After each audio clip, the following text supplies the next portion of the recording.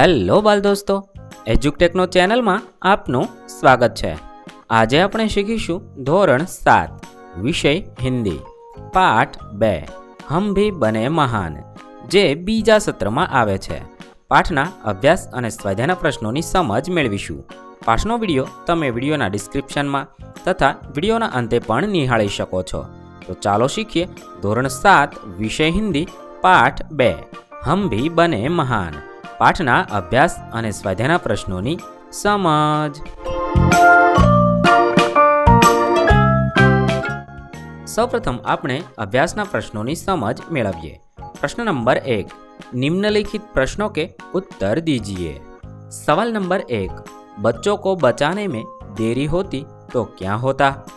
तेना जवाब में आपने लखीशु बच्चों को बचाने में देरी होती तो वह सामने से आ रही मोटर के नीचे आ जाता। सवाल नंबर 2, दूसरों की जान बचाना हमारा कर्तव्य है। आप और किन बातों को अपना कर्तव्य समझते हैं? એટલે કે બીજાનો જીવ બચાવવો એ આપણું કર્તવ્ય છે। બીજી કઈ કઈ વાતોને તમે તમારું કર્તવ્ય સમજો છો તે અહીંયા લખવાનું છે।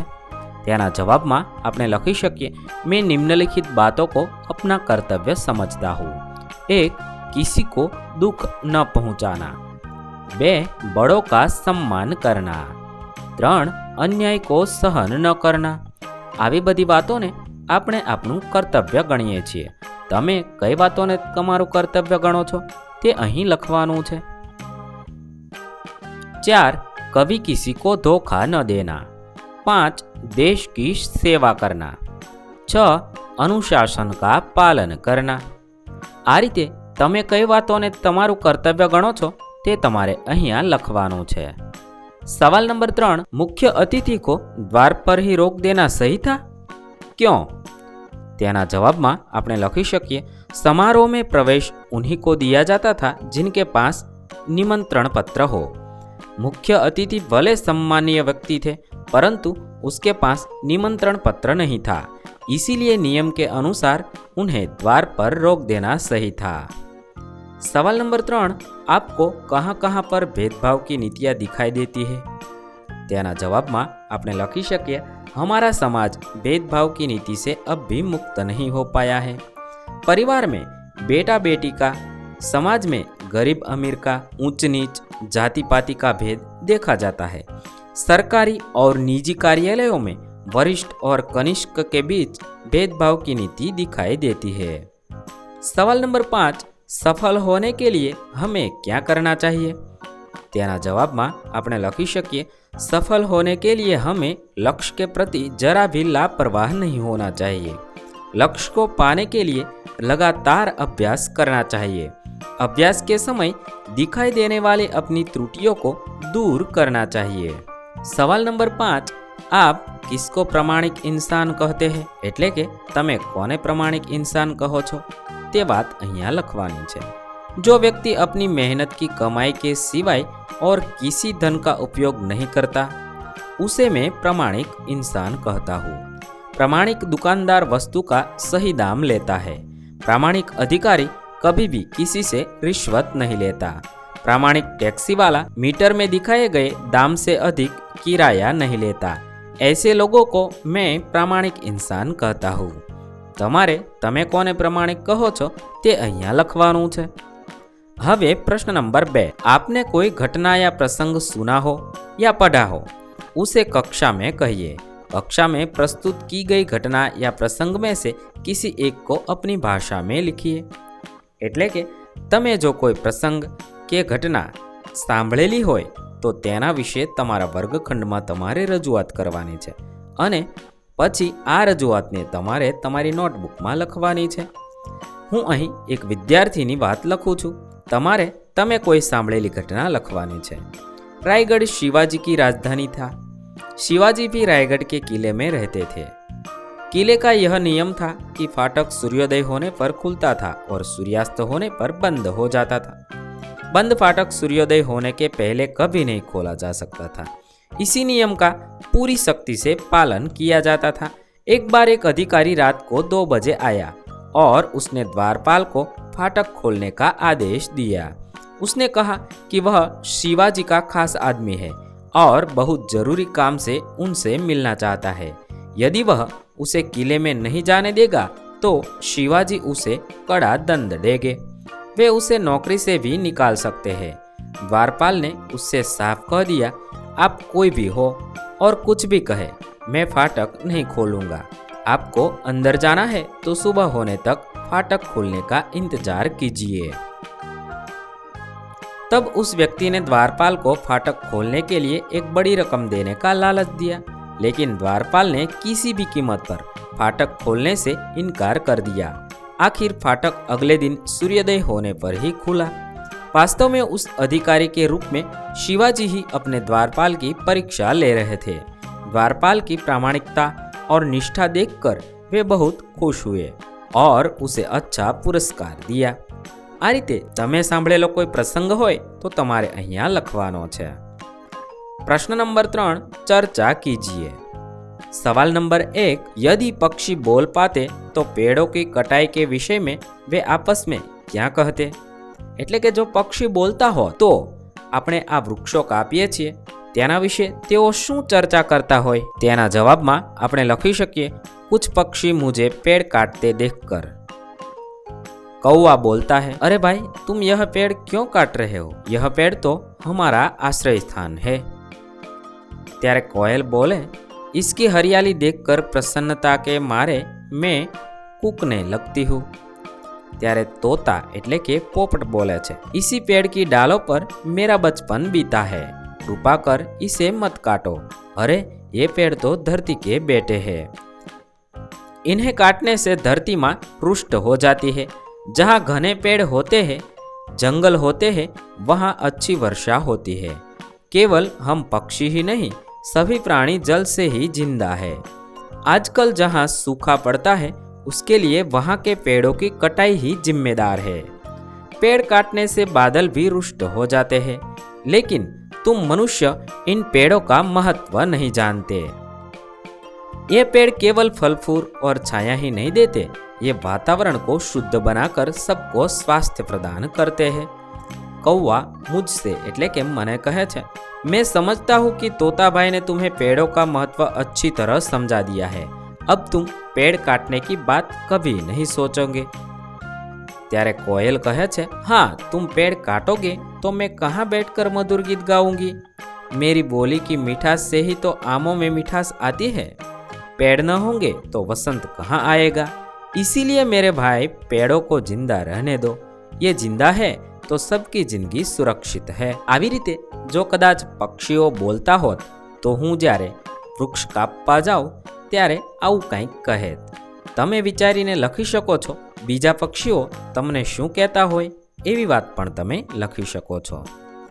सवाल नंबर 2, यदि धरती बोल पाती तो मनुष्य के बारे में ईश्वर से क्या शिकायत करती?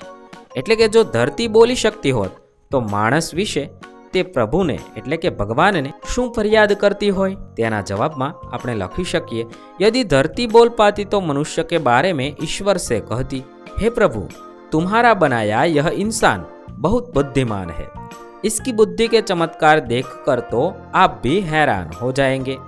बिजली, cinema, television, mobile, telephone, computer, हवाई जहाज, रेलगाड़ी, मोटर, अरे कहाँ तक गिनाऊं इसके करतब। शहरों में इसने स्वर्ग ही खड़ा कर दिया है। अपने इस बेटे की अक्लमंदी पर मुझे गर्व है। लेकिन इतना बुद्धिमान होने पर भी लोभ, ईर्ष्या, द्वेष, हिंसा, अनीति आदि से इसे छुटकारा नहीं मिला है। इसने बम और मिसाइल जैसे विनाश के भयानक साधन बनाए हैं। जो पेड़ मनुष्य को फल, फूल, छाया, लकड़ी और न जाने क्या क्या देते हैं, उन्हें यह बड़ी बेरहमी से काट डालता है। इसमें इतनी भी बुद्धि नहीं कि पेड़ काटकर यह अपने ही पैरों पर कुल्हाड़ी मार रहा है। इसकी ऐसी ही नादानी से न जाने कितने जंगल बर्बाद हो गए हैं। सूखा, बाढ़ आदि के रूप में उसका परिणाम भी वह भुगत रहा है, फिर भी इसकी आंखें नहीं खुलती। हे प्रभु अब आप ही इसे समझाइए और राह पर लाइए। आ रीते कदाच धरती भगवान साथे वातो करती होय। जो तमारा मनमा कोई बीजा विचार आवता होय तो तमे ते पण लखी शको छो। हवे प्रश्न नंबर 4, निम्नलिखित परिच्छेद को पढ़िए और लिखिए। એટલે કે અહીં એક ફકરો આપેલો છે તે આપણે વાંચવાનો છે અને ફરી વાર લખવાનો છે। किसी ने स्वामी विवेकानंद से पूछा, सब कुछ खोने पर भी मनुष्य के पास क्या होना जरूरी है? स्वामी विवेकानंद ने कहा, उस उम्मीद का होना जरूरी है जिसके बलबूते पर हम खोया हुआ सब कुछ वापस पा सकते हैं। आ फकरो तमारे वांचवानो छे अने फरीवार लखवानो छे। हवे प्रश्न नंबर 5, निम्नलिखित परिच्छेदों में से उचित विराम चिन्ह लगाकर लिखिए। एटले के અહીં એક ફકરો આપેલો છે।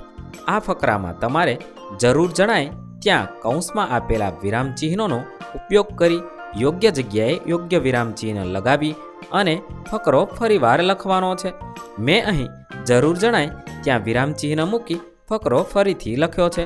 તમે આ રીતે યોગ્ય વિરામ ચિહ્ન મૂકી અને ફકરો ફરીથી લખશો। ત્યારબાદ બીજો ફકરો આપેલો છે। આ ફકરામાં પણ જરૂર જણાય ત્યાં યોગ્ય વિરામ ચિહ્ન મૂકી અને ફકરો તમારે ફરીવાર લખવાનો છે। હવે આપણે સ્વાધ્યાયના પ્રશ્નોની સમજ મેળવીએ। प्रश्न नंबर 1, निम्नलिखित प्रश्नों के उत्तर 1-2 वाक्यों में लिखिए। सवाल नंबर 1, लड़के ने रोने का क्या कारण बताया? तेना जवाब में आपने लखी शकीए, लड़के ने रोने का कारण बताते हुए कहा, उसके पास एक चवन्नी थी जो कहीं गिर गई, अगर वह नहीं मिली तो माँ उसे बहुत पीटेगी। सवाल नंबर 2, नरेंद्र बड़ा होकर किस नाम से प्रसिद्ध हुआ? तेना जवाब में आपने लखी शकीए, नरेंद्र बड़ा होकर स्वामी विवेकानंद के नाम से प्रसिद्ध हुआ। सवाल नंबर 3, इस प्रसंग में नरेंद्र में कौन कौन से गुण नजर आते हैं? तेना जवाब में आपने लखी शकीए, इस प्रसंग से पता चलता है कि नरेंद्र वस्तु की अपेक्षा व्यक्ति को अधिक महत्व देता था। उसकी दृष्टि में मानवता का स्थान सबसे ऊंचा था। सवाल नंबर 4, द्वार पर रानड़े को देखकर स्वागत समिति के सदस्यों ने क्या किया? तेना जवाब में आपने लखीशु, द्वार पर रानड़े को देखकर स्वागत समिति के सदस्यों ने उन्हें आदरपूर्वक मंच की ओर ले जाने का प्रयास किया। सवाल नंबर 5, अल्पाहार के समय कौन नहीं दिखाई दे रहा था? तेना जवाब में आपने लखीशु, अल्पाहार के समय क्रिकेट टीम का कप्तान नहीं दिखाई दे रहा था। सवाल नंबर 6, सफलता के क्या क्या आधार है? तेना जवाब में आपने लखीशु, लक्ष्य प्रति एकाग्रता, अविरत अभ्यास, कठोर परिश्रम और लगन ही सफलता के आधार है। सवाल नंबर 7, हजरत अली ने एक मोमबत्ती बुझाकर दूसरी मोमबत्ती क्यों जलाई? तेना जवाब में आपने लखीशु, हजरत अली राज का काम करते थे, इसीलिए उन्होंने राज की मोमबत्ती जला रखी थी। जब उन्होंने निजी काम शुरू किया तो वह मोमबत्ती बुझाकर उन्होंने अपनी मोमबत्ती जलाई। इस प्रकार चोरी और हरामखोरी से बचने के लिए हजरत अली ने दूसरी मोमबत्ती जलाई। सवाल नंबर 8, हमारे पुरखों ने क्या कहा है?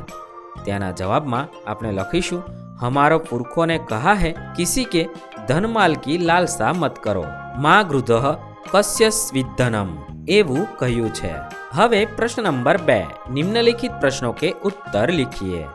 सवाल नंबर 1, लोग की बात सुनकर नरेंद्र ने क्या कहा?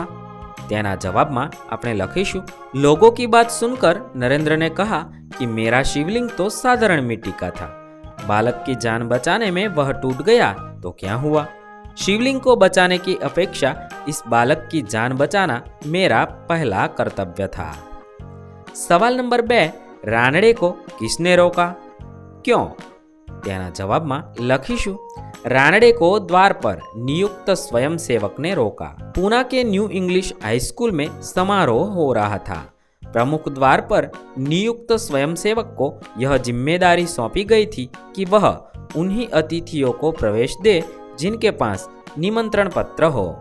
रानड़े समारोह के मुख्य अतिथि थे, परंतु उसके पास निमंत्रण पत्र नहीं था, इसीलिए स्वयंसेवक ने उन्हें रोका।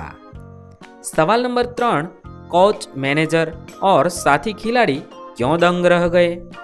तेना जवाब में आपने लखीशु, अल्पाहार के लिए सब हाजिर थे, परंतु टीम का कप्तान दिखाई नहीं दे रहा था।